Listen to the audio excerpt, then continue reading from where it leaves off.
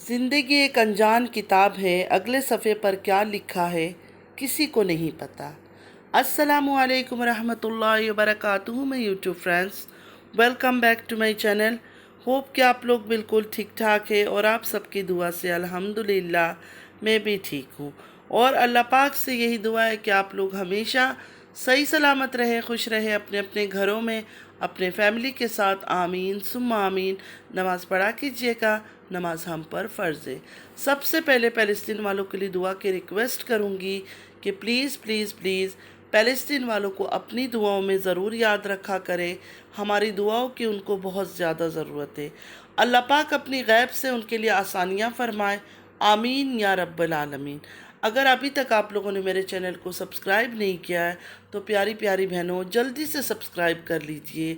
कितने झूठे मक्कार लोगों की चैनल को आप लोगों ने ग्रो करवाया, तो थोड़ा मेरे चैनल को भी ग्रो करवा दीजिए। और अगर बेल आइकन क्लिक नहीं किया अभी तक तो प्लीज़ बेल आइकन को भी क्लिक कर लीजिए, लाइक एंड शेयर भी कीजिए। बेल आइकन क्लिक करने से ये होगा कि जब भी मैं कोई वीडियो अपलोड करूँगी सबसे पहले नोटिफिकेशन आप लोगों को मिलेगा। चलिए स्टार्ट करते हैं आज का रिएक्शन। तो रिएक्शन स्टार्ट करने से पहले अपनी प्यारी प्यारी बहनों से दो चार बातें कर लेती हूँ। कल मेरी तबीयत ठीक नहीं थी इसलिए मैंने वीडियो अपलोड नहीं किया, और आज मेरा रोज़ा था। तो रोज़े की हालत में मेरी हमेशा से आदत है, चाहे रमज़ान के रोज़े हो चाहे नवाफिल रोज़े रखती हूँ, कि मैं बातें कम से कम करती हूँ। मतलब रोज़े की हालत में मैं बहुत कम बातें करती हूँ। कोशिश करती हूँ जितना हो सके ज़िक्र इलाही करूँ, इबादत करूँ, कुरान शरीफ पढूँ, नमाज़ पढूँ, नवाफिल पढूँ, ये सब की कोशिश करती हूँ।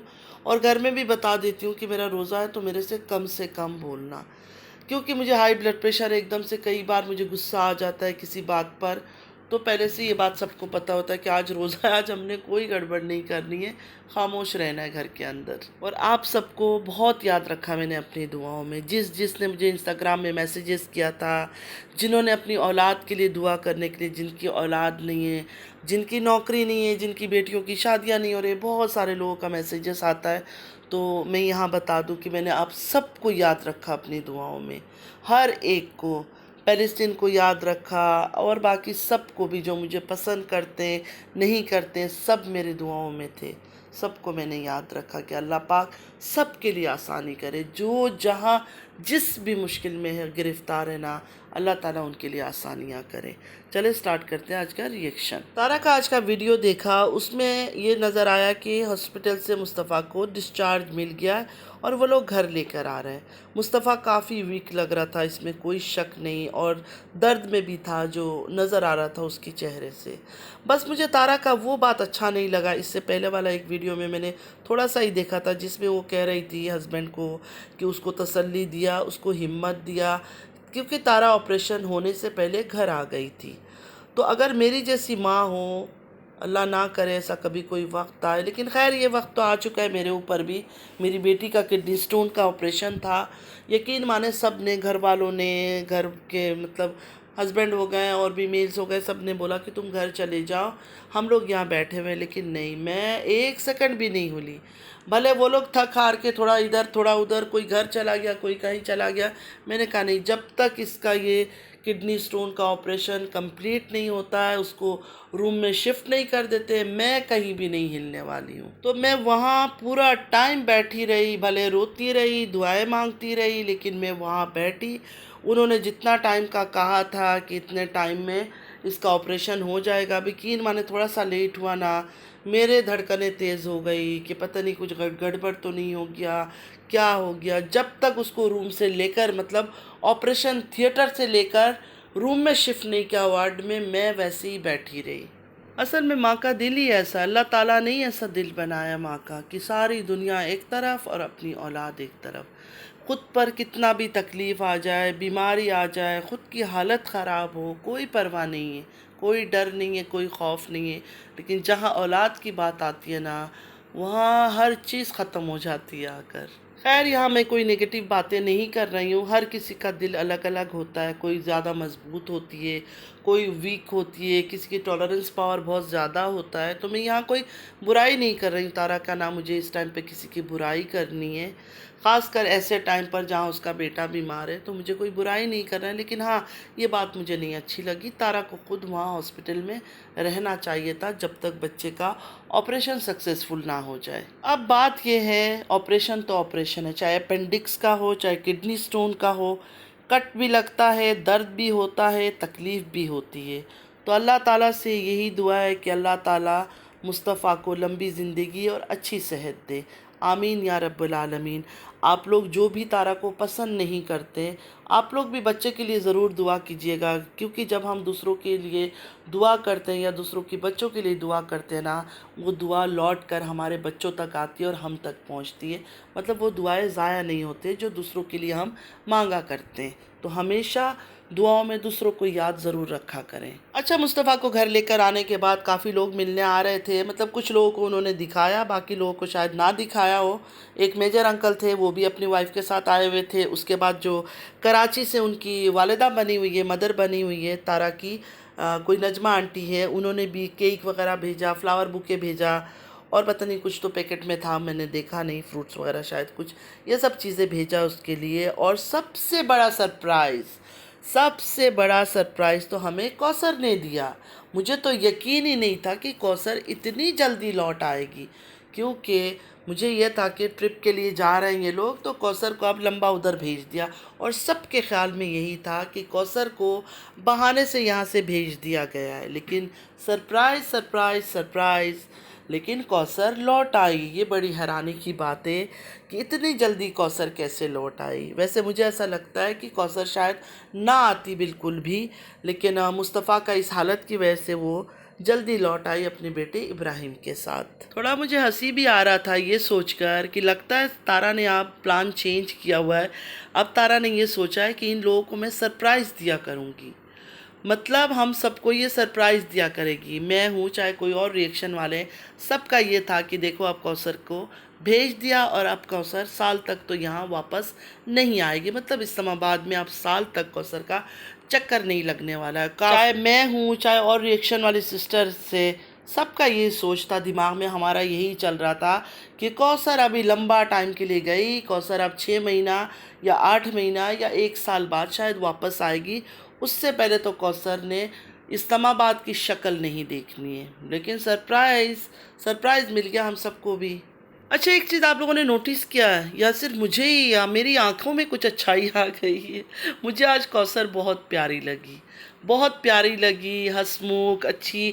वैसे नॉर्मली तो वो तारा की जो ब्लॉग में भी नज़र आती है तो खुश रहती है, लेकिन आज ज़रा सा मुझे ऐसा लगा जैसे रेडी हुई है, चेहरे में थोड़ा ग्लो नज़र आ रहा था, या मेरी आंखों का धोखा है। ज़रूर कमेंट में मुझे बताइएगा कि आप लोगों को भी आज कौसर प्यारी लगी दिखने में, या सिर्फ मेरी आंखों का ही छलावा था आज।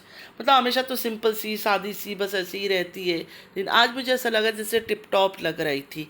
और इब्राहिम जो उसका बेटा है, अब कहते हैं लोग उसका बेटा नहीं है, ये नहीं है, वो नहीं है। अब क्या करें, मतलब कहाँ से कोई सबूत लाए, कोई पूरा गारंटी के साथ कुछ दिखाए तो बात है। ऐसे हम हवाओं में बात छोड़ छोड़ के 2 साल से ही बातें करें, कोई फ़ायदा तो नहीं है। तो ठीक है, अगर वो लोग कह रहे हैं इसका बच्चा है तो बच्चा है।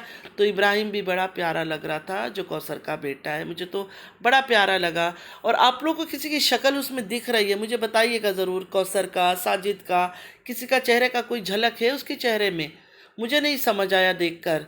अगर आप लोग को लगता है किसी की शक्ल से मैच करता है या मिलता है, तो ज़रूर कमेंट में मुझे बताइएगा ज़रूर कि कौसर का बेटे की शक्ल किससे मिलती है। ज़रूर कमेंट में बताइएगा कि इब्राहिम का शक्ल किससे मिलता है, अपनी सगी माँ से, सौतेली माँ से, या फिर अपने बाप से।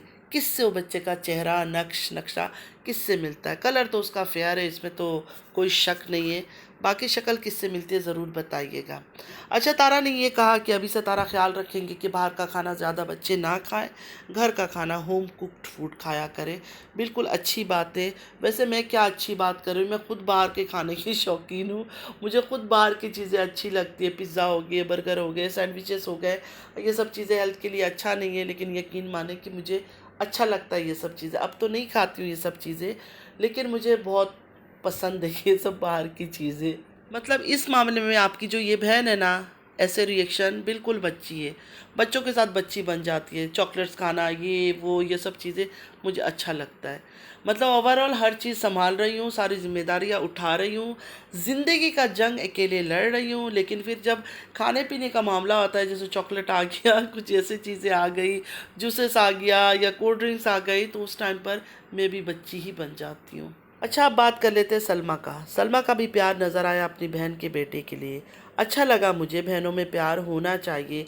इनफैक्ट मुझे लगता है तमन्ना को भी बहुत प्यार होगा, मुस्तफ़ा हो, आयत हो, तैयबा हो, इन लोगों से, क्योंकि उसका बचपन, तमन्ना का जो बचपन है ना, 7-8 साल की एज में सलमा ने उसको भेज दिया था तारा के पास। उस टाइम से इन बच्चों के बड़े होने तक, मतलब मुस्तफ़ा, तैयबा, आयत, इनके बड़े होने तक वो इनके साथ ही थी तमन्ना। तो ज़ाहिर है उसका भी ज़रूर प्यार होगा इन बच्चों के लिए, क्योंकि जवान होकर अपनी माँ के पास गई है। अपने भाई बहन के साथ तो उसने इतना बचपन गुजारा नहीं है जितना बचपन उसने इनके साथ गुजारा है।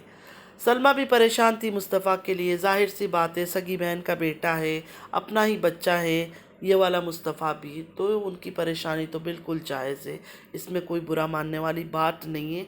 और ये बात तो हमेशा हम कहते आए कि ऑफ़ कैमरा तो मुझे यकीन है सबकी बातचीत होती है, बस चैनल के डर से, व्यूअर्स के डर से ये लोग चुप रहे, अपने रिश्तों को छुपा रहे।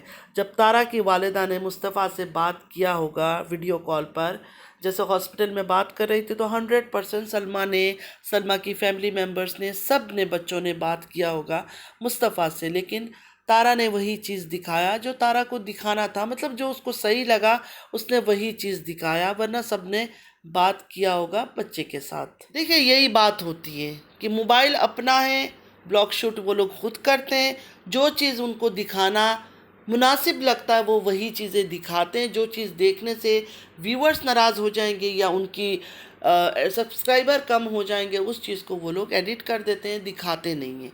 वरना आपस में सबका रिश्ता ठीक ठाक है, चाहे वो नैनू हो चाहे कोई हो, सबका ओवरऑल अच्छा है।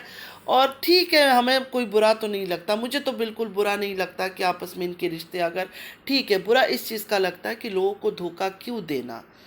आप लोगों ने कंटेंट क्रिएट किया, झूठा कंटेंट क्रिएट किया, फेक कंटेंट क्रिएट किया, ठीक है, तमाशा हुआ, हल्ला गुल्ला मचा, गंदगी फैली, लेकिन अब अगर आप लोग साथ हो तो दिखा दो, क्या फ़र्क पड़ता है। तो फ्रेंड्स, आज के लिए बस इतना ही। आई होप कि आज का वीडियो आप लोग को अच्छा लगा होगा। अगर अच्छा लगा है तो लाइक, सब्सक्राइब, शेयर ज़रूर कीजिएगा। नमाज़ पढ़ा कीजिएगा, नमाज़ हम पर फ़र्ज़ है। अपनी दुआओं में मुझे ज़रूर याद रखा करें। चलती हूँ, दुआओं में याद रखिएगा। ज़िंदगी रही फिर मुलाकात होगी। अल्लाह हाफिज़। और कमेंट ज़रूर कीजिएगा आप लोग।